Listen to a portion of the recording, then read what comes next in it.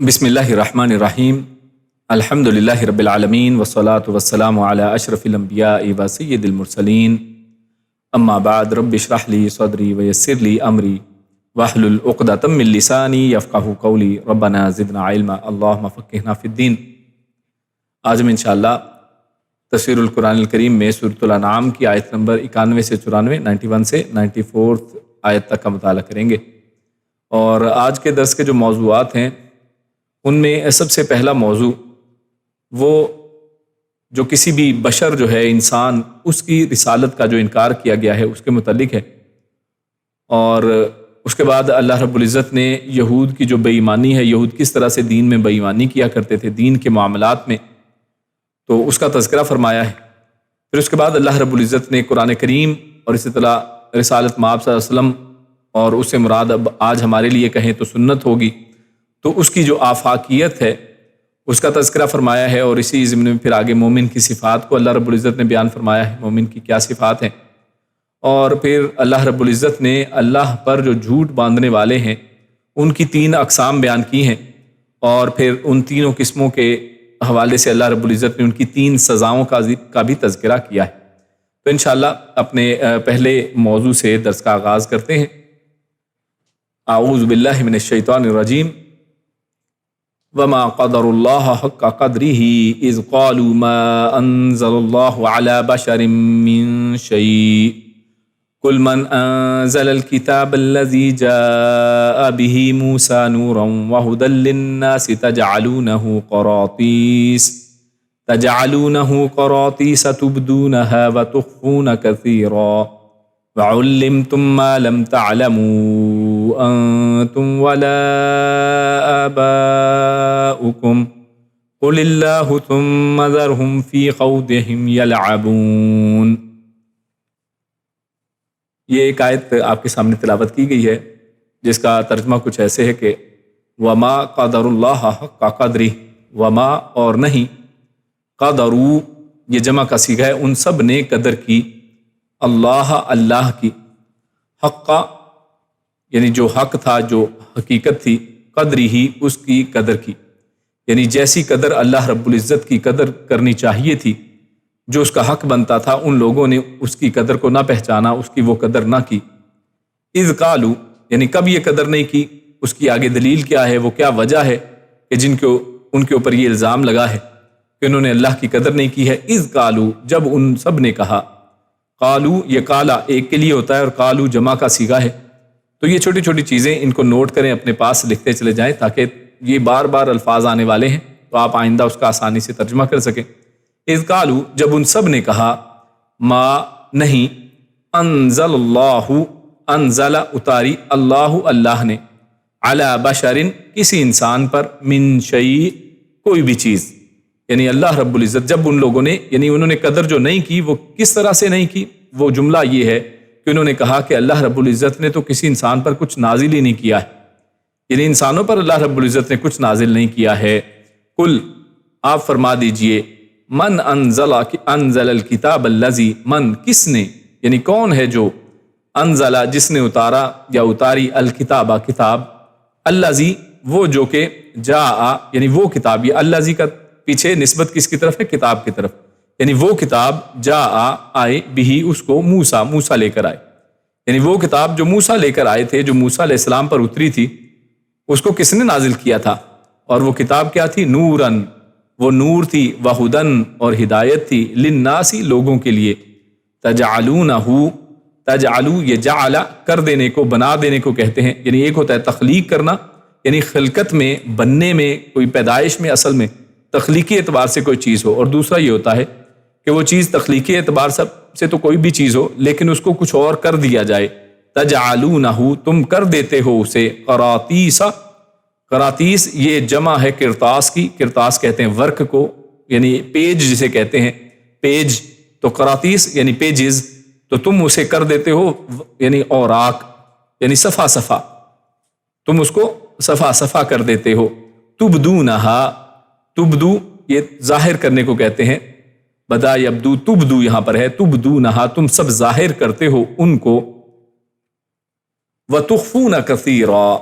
وَتُخْفُونَ اور تم سب چھپاتے ہو کثیرا، یعنی اس کا کچھ حصہ تو تم ظاہر کرتے ہو لیکن کثیرا اکثر کو تم چھپا لیتے ہو۔ یہ کس کو چھپانے کی بات ہو رہی ہے؟ وہی چیز جس کو اللہ رب العزت نے موسیٰ علیہ السلام پر اتارا،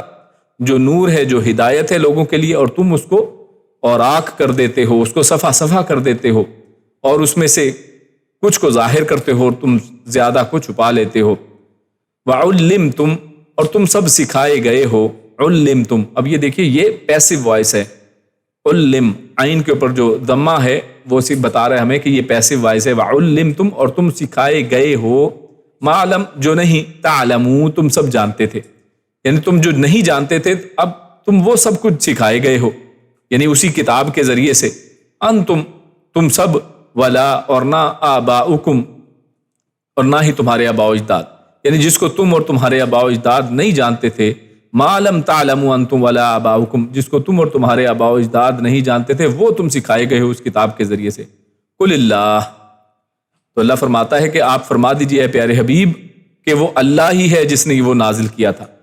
ثم پھر ذرہم چھوڑ دیجئے انہیں،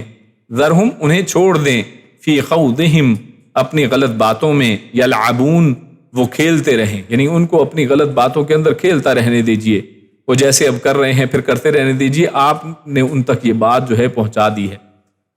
تو یہ آیت ہم نے آیت نمبر 91 جو ہے اس کو آپ کے سامنے تلاوت اور ترجمہ اس کا رکھا۔ تو اس آیت کے اندر اللہ رب العزت نے سب سے پہلے جملہ اللہ رب العزت نے ارشاد فرمایا ہے، قرآن کریم کے اور بھی مقامات پر یہ جملہ ارشاد کیا گیا ہے، وما قدر اللہ کا قدری، کہ ان لوگوں نے اللہ کی قدر کو نہیں پہچانا، انہوں نے اللہ کی وہ قدر نہیں کی جیسے اس کی قدر کرنے کا حق تھا۔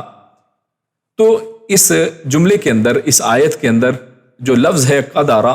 یعنی قدر اللہ جو بات ہو رہی ہے، قدری کا لفظ آ رہا ہے، تو اس کی اصل کیا ہے؟ وہ ہے قدر، جس کو ہم تقدیر بھی کہتے ہیں، قدر بھی کہتے ہیں، عربی زبان کا لفظ ہے قدرہ۔ تو اس کا معنی ہوتا ہے اندازہ کرنا، کسی چیز کے بارے میں ایسٹیمیٹ لگانا، یہ اندازہ ہے۔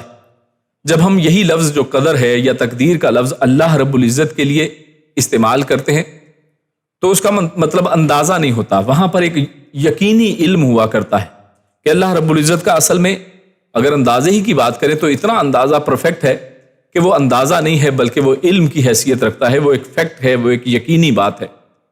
جبکہ اصل اس کا معنی، ہم تو اصل مصدر کی بات کر رہے ہیں کہ اصل اس کا معنی کیا ہے قدرہ کا، کہ اس کا مطلب ہوتا ہے اندازہ کرنا، اور یہ کسی چیز کی اصل حقیقت جاننے اور اس کی معرفت حاصل کرنے کے لیے کے معنی میں استعمال ہوتا ہے۔ یعنی آپ نے کہا کہ جیسے اس جملے میں استعمال ہوا کہ انہوں نے اللہ رب العزت کی قدر نہیں کی جس طرح سے قدر کرنی چاہیے تھی، تو مطلب یہ کہ انہوں نے اللہ رب العزت کی حقیقت کو اصل میں جانا نہیں، انہوں نے اللہ رب العزت کی جو معرفت جیسے حاصل کرنے کا حق تھا، اللہ رب العزت کی جو پہچان تھی اس کو پہچانا نہیں ہے، اس میں انہوں نے غلطی کی ہے، اور کس طرح سے کی ہے اس کا خود اللہ رب العزت نے آگے یہ بات فرمائی، اذ قالوا ما انزل اللہ علی بشر من شیء، یعنی ایک جملے کی وجہ سے اللہ رب العزت نے یہ بات یہاں پر ارشاد فرمائی ہے۔ خیر آگے یہ جاننے کے لیے کہ آگے کیا معنی ہے، مفہوم ہے، ایک بات اور ہم یہاں پر یہ ہے، مفسرین اس حوالے سے یہ کہتے ہیں کہ یہ خطاب جو ہے یہود کو ہے، یعنی ایک رائے تو یہ ہے، اور جو زیادہ یہاں پر جو پس منظر چل رہا ہے اس حوالے سے دیکھیں تو زیادہ جو ہے نزدیک ترین کیا ہے کہ یہ خطاب جو ہے کن کو کیا جا رہا ہے؟ یہود کو کیا جا رہا ہے، اور ان یہود نے رسول اللہ صلی اللہ علیہ وسلم سے دشمنی اور بغض اور عناد کی بنا پر ایسی حقیقت کا انکار کر دیا کہ جسے وہ خود بھی مانتے تھے، یعنی وہ مانتے تھے کہ ان کے اوپر، ان موسیٰ علیہ السلام کے اوپر یا یہود کے اوپر کتاب یعنی تورات جسے وہ اولڈ ٹیسٹامنٹ کہتے ہیں، وہ تختیاں جو تھیں وہ نازل ہوئی تھیں، اللہ رب العزت نے احکامات ان کے اوپر نازل کیے تھے، موسیٰ علیہ السلام کی کتاب کو وہ مانتے تھے، لیکن صرف ایک بغض اور عناد کی وجہ سے رسول اللہ صلی اللہ علیہ وسلم اور ان کے اوپر نازل کی ہوئی اس چیز کو نہیں ماننے سے انکار کر رہے ہیں۔ اور یہ سارا خطاب کفار مکہ کو بھی ہو سکتا ہے، یعنی ایک تو یہ ہے کہ یہود کو ہے یہ خطاب، لیکن دوسری چیز بھی لکھی گئی ہے، وہ یہ کہ یہ خطاب یہاں پر یہ جو بات چیت چل رہی ہے یہ صرف یہود کے لیے نہیں بلکہ کفار مکہ کو بھی یہ خطاب ہو سکتا ہے۔ کیوں؟ کیونکہ موسیٰ علیہ السلام کے نبی ہونے کو وہ بھی مانتے تھے، آپ جانتے ہیں کہ وہ بھی اپنے آپ کو دین ابراہیمی کے اوپر کہتے تھے، وہ الگ بات ہے کہ انہوں نے اس کا حلیہ بگاڑ دیا تھا اور اب شرک میں پڑ گئے تھے، لیکن ابراہیم علیہ السلام کو اور ان کی اولاد کو اور اسی طرح موسیٰ علیہ السلام کو وہ بھی ماننے والے تھے، جیسا کہ تفسیر القرآن الکریم وغیرہ میں اس بات کی وضاحت کی گئی ہے۔ خیر تو مشرکین مکہ اور جو رسول ہیں جتنے بھی تھے اور انزال کتب کا انکار کرتے تھے، یعنی ان کا یہ تھا کہ اب جناب یہ رسول، یعنی کسی کو رسول مان لینا، اس کے اوپر تیار نہیں تھے. جیسا کہ رسول اللہ صلی اللہ علیہ وسلم نے جب اپنی رسالت کا اظہار کیا ہے، لوگوں کے سامنے اس کو ظاہر کیا ہے کہ اللہ رب العزت نے مجھے نبی بنایا ہے، رسول بنایا ہے، تو انہوں نے اس کا انکار کر دیا. اسی طرح رسول اللہ صلی اللہ علیہ وسلم کے اوپر نازل ہونے والی کتاب کا انکار کر دیا تھا. اور اس کا صاف معنی یہ ہے کہ انہیں اللہ کی صحیح معرفت ہی حاصل نہیں تھی. اور یہی معاملہ یہود کے ساتھ ہے. اگر اللہ کی صحیح معرفت حاصل ہوتی، اللہ کی قدر کو وہ یقیناً جاننے والے ہوتے، تو وہ یہ انکار نہ کرتے. اور اس حوالے سے اللہ رب العزت نے جو بات کی ہے آگے، کہ انہوں نے اصل میں کہا کیا، جس کی وجہ سے اللہ رب العزت فرما رہے ہیں کہ انہوں نے اللہ کی حقیقت کو نہیں پہچانا ہے، اللہ کی قدر جس طرح کرنے کا حق تھا اس کو جانا مانا نہیں ہے. تو وہ وجہ یہ ہے کہ جب انہوں نے کہا اذ قالوا ما انزل اللہ علی بشر من شیء، تو یہ وہ اصل میں بڑا ایک بات اور بڑا جملہ ہے. اور یہ جملہ یہاں پر تو یہود کے حوالے سے یا مشرکین مکہ کے حوالے سے بات کی جا رہی ہے، لیکن اگر آپ آج کے حوالے سے بھی دیکھیں تو اللہ رب العزت کے قرآن میں یہ جو بات کی گئی ہے ما انزل اللہ علی بشر من شیء، تو بہت سے لوگ آج اس کے مسلمانوں میں سے بھی انکاری ہیں. ہم اس کو ذرا کھولتے ہیں، مزید دیکھتے ہیں. تو یہاں پر کیا کہا جا رہا ہے، اللہ کیا فرما رہا ہے کہ انہوں نے یہ کہا، ان کا جرم یہ تھا کہ انہوں نے کہا کہ اللہ رب العزت نے کسی انسان پر کوئی چیز نہیں اتاری ہے، یعنی کسی انسان کے اوپر اللہ رب العزت نے کچھ بھی نہیں اتارا ہے. یعنی ایک تو وہ رسالت کا انکار کر رہے ہیں کہ کسی کو اللہ نے رسول نہیں بنایا ہے، کسی کو اپنا پیغام نہیں دیا ہے. دوسرا وہ علی بشر کہہ کر بشر کے اوپر کچھ بھی اترنے کا انکار کر رہے ہیں. وہ کہہ رہے کہ کسی بشر کے اوپر اللہ رب العزت نے کچھ بھی نہیں اتارا، یعنی اس کا مقام و مرتبہ بشر سے بڑھا رہے ہیں. جیسے عیسائیوں نے یہ کیا تھا کہ عیسائیوں نے کہا کہ عیسیٰ علیہ السلام جو ہیں وہ تو اللہ کا بیٹا ہے، وہ اللہ کے بیٹے ہیں، تو انہوں نے ان کا مقام کو بڑھا دیا. تو یہاں پر بھی ان کے بشر ہونے کا انکار ہے کہ بشر کے اوپر اللہ رب العزت نے کیسے کوئی چیز نازل کی ہے. تو یہی اصل میں عدم معرفت الہی ہے. اللہ رب العزت کی یہی وہ پہچان نہ ہونا ہے کہ جس کی وجہ سے وہ نبوت اور رسالت کی معرفت سے بھی قاصر رہے. کہ انسان پر اللہ تعالیٰ کا کلام کس طرح نازل ہو سکتا ہے، یہ کہنا ان کے منہ سے یہ نکل آیا. جس طرح اللہ رب العزت نے اسی بات کو قرآن مجید کے 2 اور مقامات پر بھی اس طرح سے بیان فرمایا ہے. سورہ یونس میں آیت نمبر 2 میں اللہ ارشاد فرماتا ہے اکان للناس عجبا ان اوحینا الی رجل منہم ان انذر الناس، کہ کیا یہ بات لوگوں کے لیے باعث تعجب ہے؟ کیا لوگ اس بات کے اوپر حیران ہو رہے ہیں؟ یہ تعجب والی بات ہے کہ ہم نے انہی میں سے ایک آدمی پر وحی نازل کر کے اسے لوگوں کو ڈرانے پر مامور کر دیا ہے. یعنی اس میں لوگ تعجب کر رہے ہیں کہ انہی میں سے ایک بندے کو اللہ رب العزت نے وحی کے لیے نامزد کر لیا ہے، اس کے اوپر اللہ رب العزت نے وحی نازل کی ہے. تو اس کے اوپر لوگوں کو اصل میں اعتراض ہے. اسی طرح سورۃ الاسراء میں آیت نمبر 94 میں اللہ کیا ارشاد فرماتا ہے؟ اللہ فرماتا ہے وَمَا مَنَعَ النَّاسَ أَن يُؤْمِنُوا إِذْ جَاءَهُمُ الْهُدَىٰ إِلَّا أَن قَالُوا أَبَعَثَ اللَّهُ بَشَرًا رَّسُولًا، کہ انہوں نے کہا کہ ہدایت آ جانے کے بعد لوگ اسے قبول کرنے سے اس لیے رک گئے کہ انہوں نے کہا کہ کیا اللہ نے ایک بشر کو رسول بنا کر بھیج دیا ہے. یعنی ان کو اعتراض یہ ہے کہ کیا بشر کو اللہ رب العزت نے رسول بنا دیا ہے. اور یہی جملے آج بھی آپ لوگوں کے منہوں سے سنتے ہیں. آج بھی لوگوں کے عقائد کے اندر یہ باتیں پائی جاتی ہیں کہ لوگ اس بات کو ماننے کے اوپر تیار نہیں ہیں کہ کیا ایک بشر کو اللہ رب العزت نے رسول بنا دیا ہے. آج آپ رسول اللہ صلی اللہ علیہ وسلم خاتم النبیین، جن کو اللہ رب العزت نے بڑے مقام و مرتبے سے نوازا ہے، یقیناً ہم سب اس کے قائل ہیں کہ اللہ رب العزت نے بنی نوع انسان کے اندر، تخلیق کائنات کے اندر جتنی بھی اللہ رب العزت نے خلق کیا ہے، ان میں اللہ رب العزت نے سب سے افضل جس ذات کو پیدا کیا ہے وہ رسول اللہ صلی اللہ علیہ وسلم کی ذات ہے. لیکن اللہ رب العزت نے ان کو ایک بشر پیدا کیا ہے. ان کے والد کا نام آپ جانتے ہیں، ان کی والدہ کا نام آپ جانتے ہیں، وہ سید ولد آدم ہیں، آدم علیہ السلام کی اولاد میں سے. اور لیکن آج بھی یہی انکار کیا جاتا ہے کہ جناب رسول اللہ صلی اللہ علیہ وسلم کو اگر آپ بشر کہہ دیں تو اس کے اوپر گستاخی کے فتوے لگتے ہیں، جبکہ اللہ رب العزت کیا فرما رہا ہے کہ یہ کن لوگوں کا قول ہے، یہ کن لوگوں کا کلام ہے کہ اللہ رب العزت نے بشر کو رسول بنا دیا. یہ تو ہمیشہ سے جو کفر کرنے والے لوگ ہیں، ہمیشہ سے جو حق کو نہ ماننے والے لوگ ہیں، ہمیشہ سے وہ لوگ جو اللہ کی قدر کو اصل میں جانتے نہیں ہیں، وہ لوگ اصل میں ایسے دعوے کرتے ہیں کہ کسی بشر کو اللہ رب العزت کیسے رسول بنا سکتا ہے. تو خیر اللہ رب العزت نے یہاں پر اس بات کو واضح کر دیا ہے کہ یہ اصل میں اس طرح کے اقوال جو ہیں یہ یا تو یہود کے ہیں یا اسی طرح سے مشرکین کے اقوال ہیں. کہ وہ اس بات کے اوپر تعجب کرتے ہیں، اس بات کے اوپر حیران ہیں کہ اللہ رب العزت نے کسی بشر کو کس طرح سے کوئی چیز دے دی ہے، کسی بشر پر کس طرح سے اللہ رب العزت نے کوئی چیز نازل کر دی ہے۔ تو اللہ رب العزت نے آگے کیا فرمایا ہے؟ کل، آپ فرما دیجئے، من انزل الکتاب۔ تو یہ پہلی دلیل اللہ رب العزت یہاں پر دے رہے ہیں کہ اچھا تمہارا یہ دعویٰ ہے، تو پھر یہ خود ہی تم بتاؤ کہ من انزل الکتاب الذی جاء بہ موسیٰ، تو پھر موسیٰ علیہ السلام پر جو کتاب تھی، اب دیکھو موسیٰ علیہ السلام کو تو مشرکین تم بھی مانتے ہو، ابراہیم علیہ السلام کی اولاد ہونے کے ناطے سے اور ابراہیم علیہ السلام کے دعوے دار ہونے کے ناطے سے تم بھی موسیٰ علیہ السلام کو مانتے ہو، ان کے اوپر نازل ہوئی کتاب کو مانتے ہو۔ اور یہود وہ تو اپنے آپ کو ٹھیکیدار سمجھتے تھے، ان لوگوں نے تو یہ دعویٰ کر رکھا ہے کہ جناب جنت میں تو صرف یہودی جائیں گے یا پھر عیسائی جائیں گے۔ تو موسیٰ علیہ السلام کے اوپر جو اللہ رب العزت نے جو کتاب نازل کی تھی وہ کس نے نازل کی تھی؟ کل من انزل الکتاب، تو پھر کس نے کتاب نازل کی تھی؟ وہ الذی جاء بہ موسیٰ، جس کو موسیٰ لے کر آئے تھے۔ اور یہاں تک صرف بات نہیں ہے، تم اس کو یہ بھی مانتے ہو کہ وہ نورن، وہ نور بھی ہے، تم مانتے ہو وہ کہ ھدی للناس، وہ لوگوں کی ہدایت کا ذریعہ بھی ہے۔ یعنی ان دونوں چیزوں کے تم ماننے والے ہو کہ اللہ رب العزت نے موسیٰ علیہ السلام کے اوپر کتاب نازل کی تھی۔ تو موسیٰ علیہ السلام کے حوالے سے اگر انسان دیکھے، یہ خود لوگ جانتے تھے کہ موسیٰ علیہ السلام کن کی لڑی میں سے ہیں، کن کی اولاد میں سے ہیں، وہ نسل ابراہیم علیہ السلام کی اولاد میں سے ہیں۔ ابراہیم علیہ السلام، پھر اسحاق علیہ السلام، یعقوب علیہ السلام، یوسف علیہ السلام، اور پھر آگے انہی کی لڑی میں سے موسیٰ علیہ السلام کو اللہ نے پیدا کیا۔ اور یہ سارے قصے وہ ان کی کتابوں میں لکھے ہیں۔ لیکن جب ان کی بشریت کے تم قائل ہو تو آج پھر صرف اپنی ہٹ دھرمی کی وجہ سے رسول اللہ صلی اللہ علیہ وسلم کو نہ ماننے کا یہ بہانہ جو ہے وہ کیسا بہانہ ہے کہ آپ ان کو صرف یہ کہہ کر کہ وہ بشر ہیں تو ہم ان کے اوپر، یعنی ان کے اوپر کوئی چیز کیسے نازل ہو سکتی ہے؟ تو اگر یہ حیران کن بات ہے کہ کیسے نازل ہو سکتی ہے، تو موسیٰ علیہ السلام پر پھر کیسے نازل ہوئی تھی؟ کس نے موسیٰ علیہ السلام پر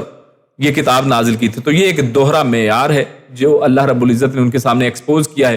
کہ جس نے موسیٰ علیہ السلام پر وہ کتاب نازل کی تھی اسی نے رسول اللہ صلی اللہ علیہ وسلم پر بھی یہ کتاب نازل فرمائی ہے۔ تو خیر آگے اللہ فرماتا ہے نورم و ھدی للناس، تو اس کتاب کے حوالے سے اللہ نے اس کی صفات کیا بیان کی ہیں کہ وہ نورن ہے، و ھدی ہے، للناس، لوگوں کے لیے نور، ہدایت ہے، تجعلونہ قراطیسا، لیکن تم کیا کرتے ہو؟ تم اس کے اوراق میں اس کو تقسیم کر دیتے ہو۔ آئی تو تمہارے پاس وہ کتاب تھی، لیکن تم نے کیا کیا؟ اس کو ورق در ورق کر دیا، علیحدہ علیحدہ ورقوں میں اس کو بانٹ دیا۔ تبدونہا، اور پیچھے مقصد بھی اللہ نے بتا دیا ہے یہ کیوں کرتے تھے، وہ اس کو ورقوں کی شکل میں، کتابی شکل میں کیوں نہیں رکھا تھا انہوں نے اس کو اوراق کی شکل میں کیوں رکھا تھا؟ تبدونہا و تخفون کثیرا، کہ تم اس میں سے کچھ تاکہ چھپا سکو اور جس کو چاہو اپنی خواہش کے مطابق تم اس کو ظاہر کر سکو۔ یعنی جو فتویٰ آپ کو چاہیے، اگر اس کے حوالے سے آپ کے سامنے کوئی صفحہ آتا ہے کہ آپ وہ والا فتویٰ دینا چاہتے ہیں اپنی من پسند کا، تو وہ والا صفحہ نکال کر وہ دکھا دیا کہ دیکھیے ہماری کتاب میں یہ لکھا ہے۔ لیکن جو چیز آپ چاہتے ہیں کہ اس کو چھپائیں تو اس صفحے کو غائب کر لیا۔ اگر پوری کتاب ہوتی تو اور بات تھی، پھر تو لوگوں کے سامنے ہوتا، لیکن انہوں نے اس کو ورق در ورق کر دیا۔ تو یہ اصل میں اس کے پیچھے اللہ رب العزت نے وجہ بتائی ہے کہ تم اس کو قراطیسا، تم نے اس کو بنا دیا ہے، تجعلونہ قراطیسا، وہ اصل میں قراطیس نہیں تھی، تم نے اس کو کر دیا ہے، تم کر دیتے ہو اسے قراطیس، تم اسے ٹکڑے ٹکڑے کر دیتے ہو، تم اس کو اصل میں صفحہ صفحہ کے اوپر کر دیتے ہو۔ اور اگر یہ اللہ کی طرف سے کتاب ہی نہ ہوتی تو تمہیں یہ کرنے کی ضرورت کیا تھی؟ یعنی تمہیں پتا تھا کہ یہ نور ہے، اس کے اندر نور ہے، اس کے اندر ہدایت ہے لوگوں کے لیے، اور اسی کے اندر سے ہم نے فتوے نکالنے ہیں، اسی کے اندر سے ہم نے لوگوں کی رہنمائی کرنی ہے، تمہیں سب یہ پتا تھا، اور اسی وجہ سے تم اس کتاب کو سنبھال کر رکھتے ہو۔ آج بھی اس کتاب کے تم ماننے والے ہو، اولڈ ٹیسٹامنٹ کے تم ماننے والے ہو، تورات، زبور، انجیل، یہ سب کو یہ لوگ مانتے ہیں۔ انجیل کو نکال دیں یہود کو، تو یہود کے حوالے سے تورات کو، زبور کو یہ لوگ مانتے ہیں، تو اس کے ماننے والے تم خود ہو، تو پھر کس طرح سے تم اس قرآن کا انکار کر سکتے ہو صرف اس طرح کی ایک بے جا دلیل بنا کر؟ تو یہ حجت ان کی جو ہے وہ کافی نہیں ہے، یہ ان کی بہتر دلیل نہیں ہے۔ تو یہ سب کچھ اس بات پر دلیل ہے کہ یہ کتاب اللہ کی طرف سے نازل ہوئی ہے اور تمہارے لیے حجت ہے اصل میں، ورنہ اگر یہ کسی انسان کی تصنیف ہوتی تو تمہیں ایسا کرنے کی ضرورت ہی نہیں تھی کہ تم اس کو چھپاتے پھرتے اور تم اس میں اس کے اندر سے نور اور ہدایت تلاش کرتے، تو ایسا ممکن نہیں تھا۔ تو یہ ہم نے اس حوالے سے آپ کے سامنے وضاحت کی۔ پھر اس کے بعد اللہ رب العزت آگے فرماتا ہے وَعُلِّمْتُم مَا لَمْ تَعْلَمُوا، اور تم سب سکھائے گئے ہو ما لم تعلم، یعنی تمہیں جو نہیں پتا تھا، نہ تمہارے آباء و اجداد کو نہیں پتا تھا، تو وہ تم سکھائے گئے ہو۔ اب یہ بھی اللہ رب العزت نے ایک دوسری دلیل پیش کی ہے کہ اگر یہ کتاب اللہ رب العزت نے نازل نہیں کی، کیونکہ اوپر سوال شروع کیا اللہ نے، کل من انزل الکتاب، کس نے پھر کتاب نازل کی؟ یعنی اگر اللہ نے کسی بشر پر کچھ نازل ہی نہیں کیا ہے تو پھر یہ اس کے اندر جو علم ہے وَعُلِّمْتُمْ، تم سکھائے گئے ہو، مَا لَمْ تَعْلَمُوا أَنْتُمْ وَلَا آبَاؤُكُمْ، جو تم کو بھی نہیں پتا تھا اور نہ تمہارے آباء و اجداد کو، تو تمہیں یہ پھر ایسی باتیں کہاں سے پتا چلی؟ کیونکہ یہ باتیں تو نہ تمہارے علم میں تھی، نہ تمہارے آباء و اجداد کے علم میں تھی، نہ کسی تاریخی کتابوں میں یہ موجود تھی۔ تو پھر یہ جو اللہ رب العزت نے تمہیں ایسے غیب کے بارے میں امور بتائے ہیں، کیونکہ ان کی کتابوں میں بھی مستقبل کے حالات بھی ہیں اور قیامت کے قریب کے حالات بھی ہیں، اور اسی طرح جس طرح سے اللہ رب العزت نے آدم علیہ السلام کو پیدا کیا اور دنیا کا آغاز کیا، اللہ رب العزت نے ماضی اور مستقبل دونوں کو اس کے اندر سمیٹا ہے۔ تو لہٰذا یہ جو علم ہے جو تم سکھائے گئے ہو اس کتاب کے ذریعے سے، پھر یہ کہاں سے علم آیا ہے؟ تمہیں تو معلوم نہیں تھا، نہ تمہارے آباء و اجداد کو یہ معلوم تھا۔ تو یہ چیز بھی اصل میں دلیل ہے، یہ اس چیز کو ظاہر کرتی ہے کہ یہ ظاہر ہے یہ کسی انسان نے نہیں بلکہ اللہ رب العزت نے انسانوں کے اوپر نازل کیا ہے۔ تو اللہ رب العزت نے خود ہی آگے پھر جواب اس کا بتایا ہے پیارے رسول صلی اللہ علیہ وسلم کو کہ آپ ان کو فرمائیے قل اللہ، کہ جو سوال تھا نا کل من انزلا، کہ کس نے یہ کتاب نازل کی ہے، تو آپ فرما دیجئے کہ یہ اللہ نے نازل کیا ہے۔ فرمایا کہ آپ کہہ دیجئے کہ جیسے موسیٰ علیہ السلام پر تورات اللہ نے نازل فرمائی ہے، اسی طرح محمد صلی اللہ علیہ وسلم کو وہ علوم اور معارف اللہ تعالیٰ کی طرف سے بذریعہ وحی ملے ہیں۔ جیسے اس کے اوپر اعتراض اگر نہیں بنتا ہے تو اسی طرح رسول اللہ صلی اللہ علیہ وسلم کے اوپر بھی اعتراض نہیں بنتا ہے۔ اور یہی وجہ ہے نا کہ آپ جانتے ہیں کہ جب رسول اللہ صلی اللہ علیہ وسلم کے اوپر پہلی وحی نازل ہوتی ہے تو سیدہ خدیجہ جو ہیں وہ رسول اللہ صلی اللہ علیہ وسلم کو اپنے کزن کے پاس لے کر جاتی ہیں، جو یہودی یا عیسائی عالم تھا، اور اس کے پاس لے کر جاتی ہیں اور ان کو بتاتی ہیں کہ یہ سمٹمز ہیں، رسول اللہ صلی اللہ علیہ وسلم کو اس طرح سے واقعہ پیش آیا ہے۔ تو وہ کہتا ہے کہ ان کے اوپر جو نازل ہوا ہے وہ وہی ہے کہ جو عیسیٰ علیہ السلام پر نازل ہوا کرتا تھا، یعنی فوراً پہچان گیا وہ۔ یہ ہے بات، اصل میں علم اس کو کہتے ہیں، لیکن یہ یہود جو ہیں یہ صرف اپنی ہٹ دھرمی کی وجہ سے اس چیز سے ہٹے ہوئے تھے، اور اسی وجہ سے اللہ رب العزت نے فرمایا کہ آپ یہ کہہ کر قل اللہ کہ یہ اللہ نے کیا ہے، یہ تو اللہ کی طرف سے نازل شدہ ہے، پھر آپ کیا کیجئے ثم ذرہم، پھر چھوڑ دیں انہیں۔ آپ نے اپنی بات ان تک پہنچا دی ہے، آپ نے اپنا موقف، اپنا پورا جو بات وضاحت اور دلائل کے ساتھ ان کے سامنے رکھ دی ہے، ذرہم، پھر آپ انہیں چھوڑ دیجئے، فی خوضہم یلعبون، کہ وہ اپنی غلط باتوں میں پھر وہ کھیلتے رہیں، اور یقیناً اسی حالت میں پھر ان کو موت آنے والی ہے، جس کا آگے اللہ رب العزت اگلی آیت میں تذکرہ کرتے ہیں۔ ہم آگے چلتے ہیں۔ اللہ رب العزت نے اگلی آیت میں قرآن و سنت کی آفاقیت اور مومن کی صفات کا بیان کیا ہے۔ اللہ فرماتا ہے وَهَذَا كِتَابٌ أَنزَلْنَاهُ مُبَارَكٌ مُصَدِّقُ الَّذِي بَيْنَ يَدَيْهِ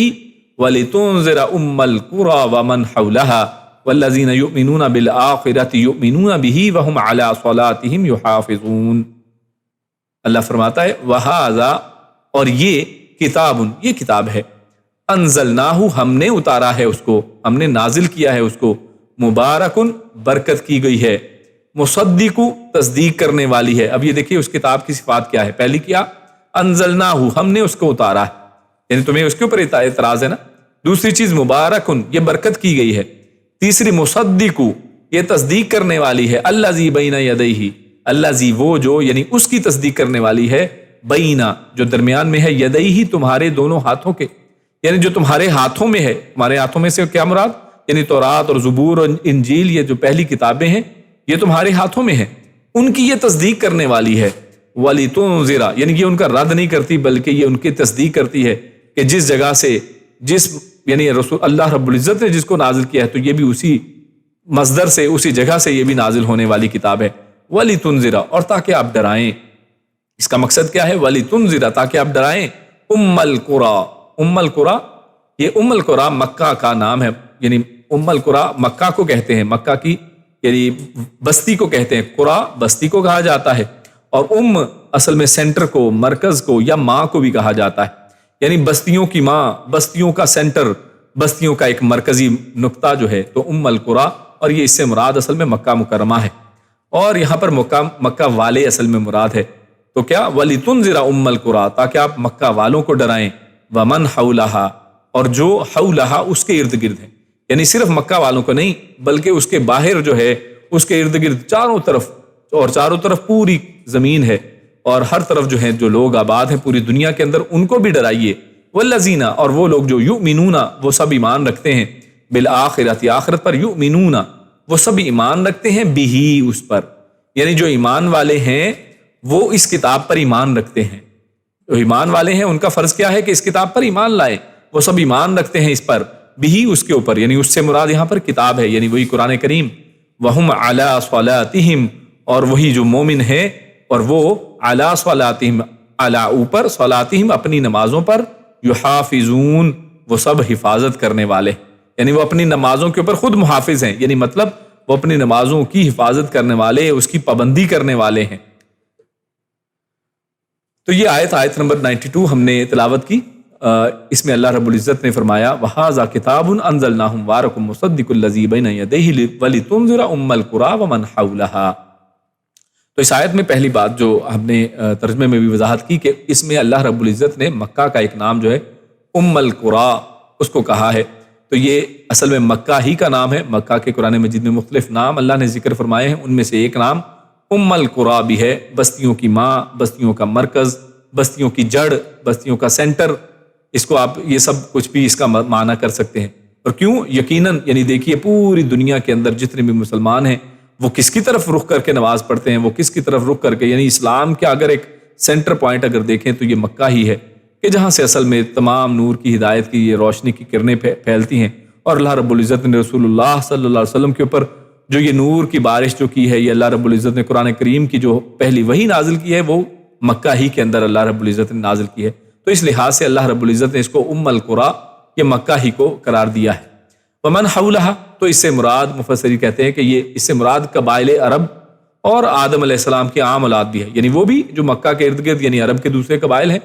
اور عمومی طور پر آدم علیہ السلام کی جتنی بھی اولاد ہے یہ سب اس کے اندر شامل ہیں، چاہے وہ عرب ہوں چاہے وہ غیر عرب ہوں، عجم ہوں، سب اس کے اندر شامل ہیں. اور اس حوالے سے صحیح بخاری کی حدیث بھی ہے، رسول اللہ صلی اللہ علیہ وسلم نے ارشاد فرمایا کہ بعثت الی الناس کافہ، کہ مجھے تمام لوگوں کی طرف بھیجا گیا ہے،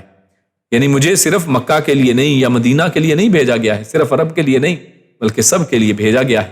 آگے اللہ فرماتے ہیں والذین یؤمنون بالآخرہ، یعنی وہ لوگ جو آخرت کے اوپر ایمان لاتے ہیں. اب یہاں پر اللہ رب العزت نے ایمان والوں کی یہاں پر دو صفتیں بیان کی، والذین یؤمنون وہ لوگ جو ایمان لاتے ہیں، بالآخرۃ آخرت پر، یؤمنون وہ ایمان رکھتے ہیں، بھی اس پر، یعنی آخرت کے اوپر ایمان لانے والے لوگ ہیں جو اصل میں اس کتاب کے اوپر یا اس دین اسلام کے اوپر اس کتاب پہ ایمان لانے والے ہیں. اس کتاب کے اوپر ایمان کی کہنے کے دلیل اصل میں یہ ہے کہ وہ آخرت کے اوپر ایمان لاتے ہیں. تو آخرت کے اوپر ان کا ایمان لانا یہ بتاتا ہے کہ یہ قرآن مجید کے اوپر ایمان لانے والے ہیں. کیوں؟ کیونکہ قرآن مجید آخرت کی راستہ بتاتا ہے، آخرت کی راہ یہ قرآن مجید ہی دکھاتا ہے.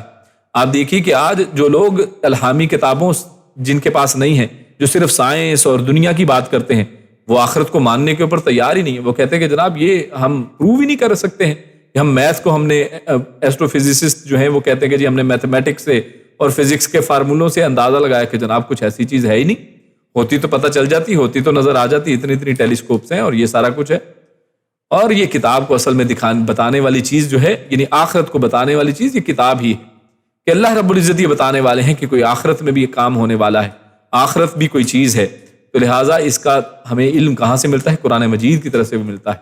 وَهُمْ عَلَىٰ صَلَاتِهِمْ يُحَافِظُونَ، یعنی پہلی ایمان کی شرط کیا ہے کہ وہ آخرت کے اوپر ایمان لاتے ہیں. یہ ہے کتاب کو ماننے والوں کا پہلا عمل کہ وہ آخرت کو مانتے ہیں، اور یہی آخرت ان کے اندر دنیا کے اندر نیکی کا خوف پیدا کرتی ہے، ایک دوسرے کے ساتھ بھلائی کا جو ہے وہ اس کی طرف اجاگر کرتی ہے، کیونکہ آخرت میں اللہ کے سامنے کھڑے ہونا ہے، اللہ کا خوف ان کے دلوں میں پیدا ہوتا ہے،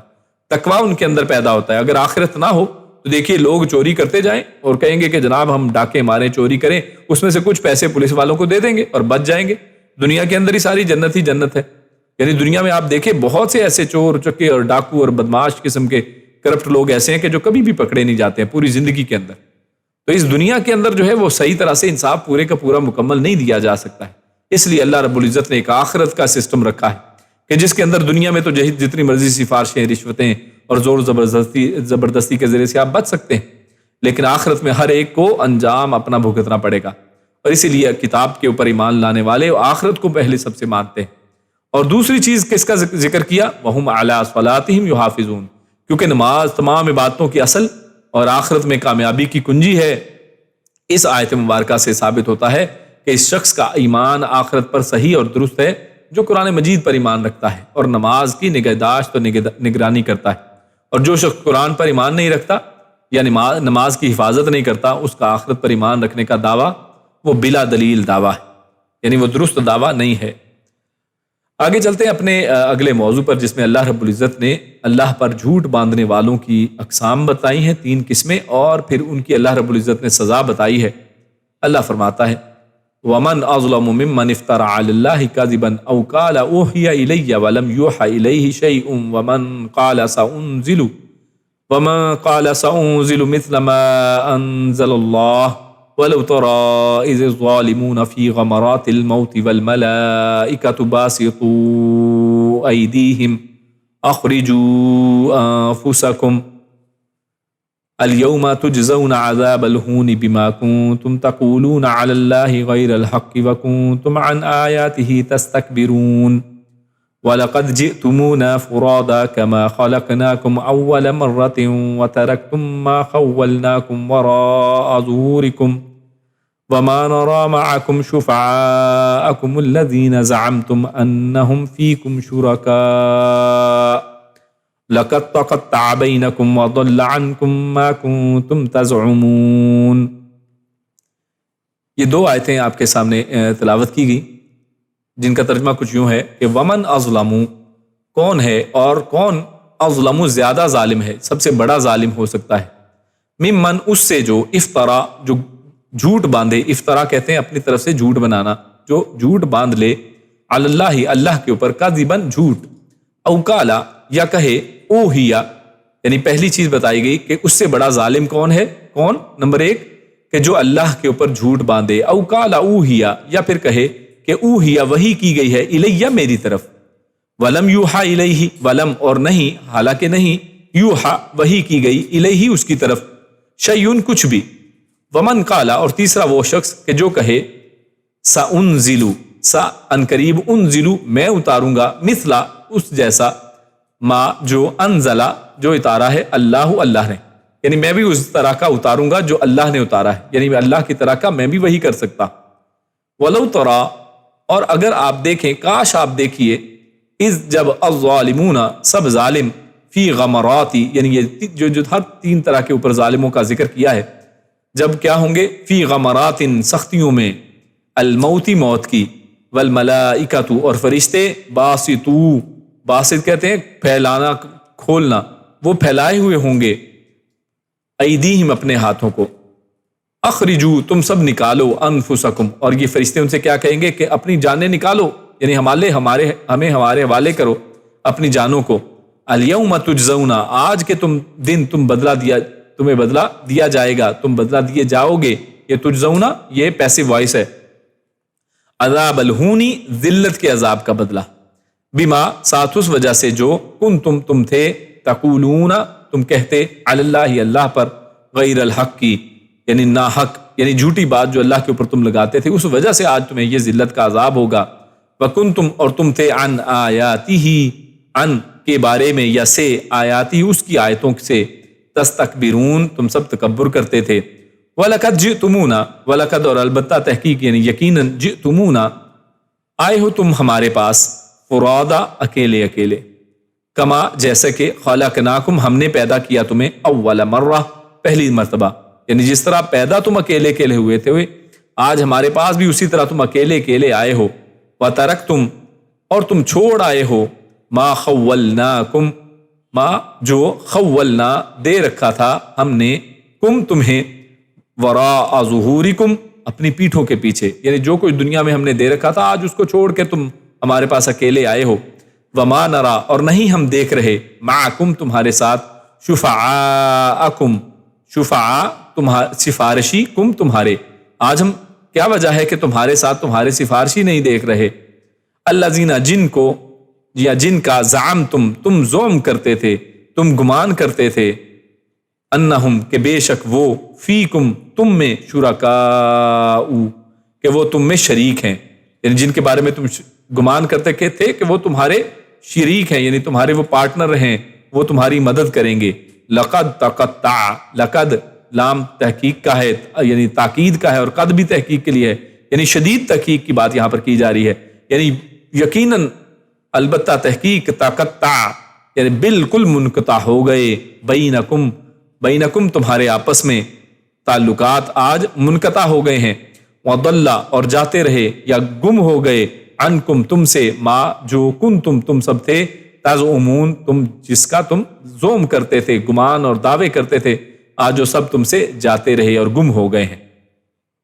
تو یہ دو آیات آپ کے سامنے جن کا ترجمہ پیش کیا گیا، اللہ رب العزت اس میں فرماتا ہے وَمَنْ أَظْلَمُ مِمَّنِ افْتَرَىٰ عَلَى اللَّهِ كَاذِبًا۔ تو اللہ رب العزت نے یہاں پر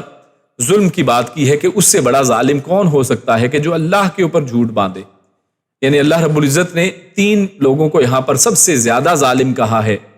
اور تین قسم کے لوگوں کا ذکر کیا ہے کہ وہ سب سے زیادہ ظالم ہیں۔ نمبر ایک یہ کہا کہ جو افترا علی اللہ کاذبا، یعنی ایک تو وہ لوگ جو اللہ پر جھوٹ باندھتے ہوئے غیروں کو اللہ کا شریک بناتے ہیں۔ یعنی سب سے پہلا تو ظالم کون ہے؟ جو اللہ پہ جھوٹ باندھتا ہے۔ مطلب کہ وہ سب سے پہلے دیکھیے ظلم کا معنی قرآن مجید میں جہاں جہاں آتا ہے وہ کس معنی میں آتا ہے؟ شرک کے معنی میں آتا ہے،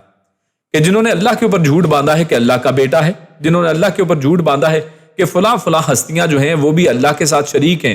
جناب فلاں کو اللہ رب العزت نے فلاں سپر پاور دے دی ہے، فلاں شخص کو اللہ رب العزت نے بادلوں کا کنٹرول دے دیا ہے، اور فلاں شخص کو اللہ رب العزت نے کشتیاں پار کرانے کا اور بچے اولاد دینے کا اور فلاں فلاں طرح مدد کرنے کا اللہ نے ذمہ اور شریک بنا لیا ہے۔ تو یہ سب اللہ کے اوپر جھوٹ ہیں۔ ان کے طرح طرح کے نام، کسی کو بنا دیا کہ یہ داتا ہے، کسی کو بتا دیا یہ گنج بخش ہے، یہ غوث اعظم ہے، یہ مشکل کشا ہے، یہ حاجت روا ہے، اور فلاں فلاں فلاں بہت سے نام ان کے رکھ لیے۔ تو یہ اللہ کے اوپر جھوٹ ہیں کہ اللہ رب العزت نے اس طرح کی کوئی چیز نازل نہیں کی ہے۔ تو سب سے پہلا جو شخص جو ہے سب سے ظالم جس کو اللہ نے قرار دیا، وہ جو غیروں کو اللہ کا شریک بناتے ہیں، اللہ کے اوپر جھوٹ باندھتے ہیں، یا جو اپنی طرف سے حلال و حرام کے احکام وضع کرتے رہتے ہیں۔ تو یہ بھی اللہ کے اوپر ایک جھوٹ ہے کہ انسان کہے کہ جناب یہ حلال ہے، یہ حرام ہے، یعنی اپنی طرف سے اس طرح کے فتوے دینا کہ جن کے بارے میں اللہ نے حلال و حرام نہیں اتارا ہے۔ تو یہ سب اللہ کے اوپر جھوٹ باندھنا ہے۔ اور اسی طرح اللہ نے فرمایا او قال اوحی الیہ، یا پھر دوسرے وہ لوگ جو نبوت کا جھوٹا دعویٰ کرتے ہیں، وہ کہتے ہیں کہ ہم پر وحی نازل کی گئی ہے، اور کہتے ہیں کہ ہم پر اللہ کی جانب سے وحی کی جاتی ہے۔ جیسے بعض لوگوں نے اس طرح کے یعنی جو ہے وہ دعوے بھی کیے، جیسے اسود انسی ہے، مسیلمہ کذاب ہے، اور اسی طرح جو آج کے زمانے میں دیکھیں تو جو قادیانی تھا، جو یہ سب لوگ ایسے ہیں کہ جن لوگوں نے جھوٹے دعوے کیے ہیں۔ اور اسی طرح قیامت کے قریب جو دجال ہے، یہ سب اسی ضمن میں آتے ہیں کہ جو یہ دعویٰ کریں گے یا یہ دعویٰ کرتے تھے کہ ہم پر بھی وحی آتی ہے، اور جب کہ اللہ فرماتے ہیں وَلَمْ يُوحَىٰ إِلَيْهِ شَيْءٌ، جب کہ ان کی طرف کچھ بھی اللہ نے نازل نہیں کیا ہے، اللہ نے ان کی طرف کچھ بھی نازل کیا ہے۔ تو یہ بھی ایک جھوٹ کی ایک قسم ہے، اور ان سے بھی بڑا ظالم اصل میں کوئی نہیں ہے کہ جو اللہ پر جھوٹ باندھ رہا ہے۔ اور تیسرا وہ لوگ جو دعویٰ کرتے ہیں کہ وہ قرآن جیسا کلام پیش کر سکتے ہیں، کہ وہ بھی قرآن مجید جیسا کلام پیش کر سکتے ہیں، جیسا کہ سورۃ الانفال میں ہے کہ کچھ مشرکوں نے یہ کہا تھا کہ لو نشاء لقلنا مثل هذا، کہ اگر ہم چاہیں تو ہم بھی اس جیسا پیش کر سکتے ہیں، ہم بھی ایسا لا سکتے ہیں۔ ان ھذا الا اساطیر الاولین، اور قرآن مجید کا مذاق اڑاتے ہیں کہ یہ تو صرف قصے کہانیاں ہیں، حالانکہ یہ ممکن نہیں ہے، نہ ہی وہ کر سکے، لیکن انہوں نے اس طرح کے دعوے کیے۔ اور آج بھی دیکھیے، آج بعض لوگ جو ہیں وہ چیٹ جی پی ٹی اور اس طرح کی چیزوں کے بارے میں بھی یہ باتیں کر رہے ہیں۔ بعض لوگوں نے اس سے بھی کہا کہ اس طرح کے کام کروانے کی کوشش کی، جناب قرآن مجید جیسا کچھ لکھ کے دکھاؤ، اور چیٹ جی پی ٹی جناب اور یا اس طرح کے اور جو انجنز آج اے آئی وغیرہ ہیں وہ اس طرح کی چیزیں لکھ کے بتا رہے ہیں، کچھ نہ کچھ اپنی طرف سے گھڑ کے بنا دیتے ہیں، اور بعض چیزوں کے اوپر تو انہوں نے بعض نئی صورتیں اور بعض نئی آیات بھی گھڑ لی۔ تو یہ ساری چیزیں جو ہیں یہ وہی ہیں، یہ اصل میں وہی ظالم لوگوں میں سے ایک شخص ہے کہ جو اللہ کی طرف یہ جھوٹ باندھتا ہے، یہ دعویٰ کرتا ہے کہ وہ قرآن جیسا کلام پیش کر سکتا ہے، حالانکہ وہ قرآن جیسا کسی لحاظ سے بھی نہیں۔ قرآن مجید کو اللہ رب العزت نے جو اعجاز عطا فرمایا ہے اس جیسی کوئی مثالی چیز نہیں ہے۔ خیر، یہ تین جو لوگ جن کا اللہ رب العزت نے یہاں پر تذکرہ کیا ہے کہ ان سے بڑا ظالم کون ہے، تو تین ہی اللہ رب العزت نے ان کے حوالے سے وعیدیں بھی پھر آگے دی ہیں کہ وَلَوْ تَرَىٰ إِذِ الظَّالِمُونَ فِي غَمَرَاتِ الْمَوْتِ وَالْمَلَائِكَةُ بَاسِطُو أَيْدِيهِمْ۔ آگے اللہ رب العزت نے اس آیت میں ان کو تین جو وعیدیں بتائی ہیں کہ ان کے حق میں جو ہوں گی، وہ یہ کہ ایک سب سے بڑے ظالم ہونا، دوسرے یعنی کہ یہ سب سے اصل میں سب سے بڑے ظالم ہیں۔ تو پہلی وعید تو یہی ہے کہ یہ لوگ ہیں اصل میں سب سے بڑے ظالم، ان کو شروع میں ہی اللہ نے فرما دیا وَمَنْ أَظْلَمُ مِمَّنِ افْتَرَىٰ، اس سے بڑا ظالم کون ہوگا۔ دوسرا کہ فرشتوں کا ان کی روح قبض کرتے وقت جو غمرات الموت، یعنی کہ ان کو جو سختیاں آنی ہیں، جو سختی فرشتے کریں گے ان کے ساتھ، کس طریقے سے اور فرشتے ان کی روح کو قبض کریں گے، تو وہ اللہ رب العزت دوسری بات بتائی۔ اور تیسری اللہ رب العزت نے فرمایا الیوم تجزون عذاب الہون بما کنتم تقولون، کہ آج تمہیں ذلت کا عذاب ملے گا۔ تو ان کو تیسری چیز جو بتائی کہ وہ ان کو ذلت کا عذاب دیا جائے گا۔ تو یہ تین چیزیں اللہ رب العزت نے تین ظالموں کا تذکرہ کیا، اور بعد میں اس کے بعد اللہ رب العزت نے ان کی تین سزائیں یہاں پر ذکر فرمائی ہیں۔ تو اللہ فرماتا ہے اخرجوا انفسکم، تو فرشتے جو ہیں ان کو کیا کہیں گے ان کی جانیں قبض کرنے کے ٹائم کہ نکالو اپنی جانیں اور انہیں ہمارے حوالے کرو کہ سزا دیں، یا انہیں موت کی سختیوں اور عذاب سے بچا کر تو دکھاؤ، یعنی اب نکالو جانیں، اب یہ جان کو تم بچا نہیں سکتے ہو، اپنے پاس رکھ نہیں سکتے ہو، آج اس کو نکالنا ہی پڑے گا۔ اور اسی طرح اللہ آگے فرماتا ہے الیوم تجزون، یعنی آج کے دن تمہیں دیا جائے گا یہ ذلت کا عذاب۔ تو اس سے مراد یہ جو الیوم ہے یہاں پر، یعنی آج سے مراد کیا ہے؟ کیا یہ قیامت کا دن ہے؟ نہیں، اس سے مراد یہاں پر جس دن ان کی روح قبض کی جائے گی، یہ وہ دن یہاں پر مراد ہے، اور عذاب قبر کی یہاں سے ہی ابتدا ہو جائے گی۔ عذاب الہونی کی یہاں پر بات کی جا رہی ہے، کیونکہ یہاں پر دیکھیے اس کی روح قبض کرنے کی بات کی جا رہی ہے، تو لہٰذا یہ اصل میں قیامت کے دن کی بات نہیں ہے، بلکہ روح کے قبض کرنے کے دن کی بات ہے، اور یہاں پر اس کے عذاب کی بات ہے۔ تو یہ اصل میں بڑی اہم دلیل ہے، اس کو آپ نوٹ کر لیں کہ اس آیت میں اللہ رب العزت نے یہاں پر یہ دلیل، یہ واضح عذاب قبر کی دلیل اور اس کی طرف اشارہ اللہ نے فرمایا ہے کہ جب لوگوں کی جان نکلتی ہے تو قبر کے اندر ان کو عذاب ہوتا ہے، اور ذلت کا عذاب یہیں پر ان کو شروع ہو جاتا ہے جو اس طرح کے لوگ ہیں۔ کیوں؟ کیونکہ قیامت تو جب اللہ چاہے گا قائم ہوگی، تو درمیان کا جو وقفہ ہے یہاں پر جو قبر کی جو زندگی ہے، اس کو حدیث کے اندر ہمیں برزخ کی زندگی کے نام سے، برزخ جسے پردہ کہا جاتا ہے، یعنی اس کا معنی کیا ہے؟ پردہ۔ تو یہ ایک پردے والی ایک زندگی ہے جس کا دنیا کے ساتھ ایک پردہ ہو گیا ہے۔ اب ہمیں معلوم نہیں ہے اس کے بارے میں کہ وہ کیسی زندگی ہے، ہاں اتنا معلوم ہے کہ جس حوالے سے اللہ رب العزت نے قرآن و سنت کے اندر ہمارے سامنے واضح کیا ہے کہ ان کو کس طرح کی سزائیں ہوں گی، وہاں پہ کیا کیا سوالات اور جوابات ان کو دیے جائیں گے، قبر میں کیا کیا چیزیں ان کے لیے، اگر نیک ہے تو کیا ہوگا، بد ہے تو کیا ہوگا۔ تو یہ سب قبر کی ایک زندگی ہے، اور یہ اصل میں ان لوگوں کے لیے جواب ہے کہ جو اس چیز کے قائل نہیں ہے کہ جناب قبر میں بھی کوئی عذاب ہوتا ہے، اور وہ اس طرح کی دلائل دیتے ہیں کہ جناب جب کوئی انسان جو ہے اگر کسی جگہ پر راکھ بن جائے، جیسے ہندو جو ہیں وہ اس کو جلا دیتے ہیں، تو اس کا کیا ہوگا۔ تو خیر یہ اللہ رب العزت جانتے ہیں، اور جہاں پر بھی جیسے بھی راکھ ہو گئی ہوگی وہی اصل میں اس کے لیے قبر ہے، اور اس کو اسی انداز میں عذاب اور سزا ہو جائے گی۔ اور یہ اللہ کے لیے کچھ مشکل نہیں ہے کہ آپ اس کو چاہے جلا دیں یا ہوا میں پھاڑ دیں یا جیسے مرضی اس کے ٹکڑے ٹکڑے کر دیں، اس کو عذاب کس طرح سے دینا ہے یہ اللہ رب العزت بہتر جانتے ہیں۔ اس کے بعد اللہ فرماتا ہے آیت نمبر 94 میں وَلَقَدْ جِئْتُمُونَا فُرَادَىٰ كَمَا خَلَقْنَاكُمْ أَوَّلَ مَرَّةٍ، یعنی ان سے کہا جائے گا کہ آج تم ہمارے پاس اکیلے اکیلے ہو کر آؤ۔ یہ دیکھیے قیامت والے دن، جب قیامت والے دن اللہ رب العزت کے سامنے یہی لوگ حاضر ہوں گے تو اس دن ان کو یہ کہا جائے گا کہ آج اکیلے اکیلے آؤ، جیسے تم پیدا پہلی دفعہ ہوئے تھے۔ تو جب پہلی دفعہ پیدا ہوئے تھے تو کیسے پیدا ہوئے تھے؟ اکیلے اکیلے، سب کوئی شخص جو ہے وہ اکیلے اکیلے پیدا ہوئے تھے، تو آج بھی اکیلے اکیلے ہمارے سامنے آؤ۔ اور اس کا ایک معنی یہ بھی، مطلب یہ بھی ہے کہ جب دنیا کے اندر تو تم یہ سمجھتے تھے کہ میرے ساتھ فلاں شریک ہے، میری مدد فراں کرنے والا ہے، میرا سفارشی وہ ہے، جیسا کہ اس آیت میں بھی اللہ رب العزت نے آگے ارشاد فرمایا ہے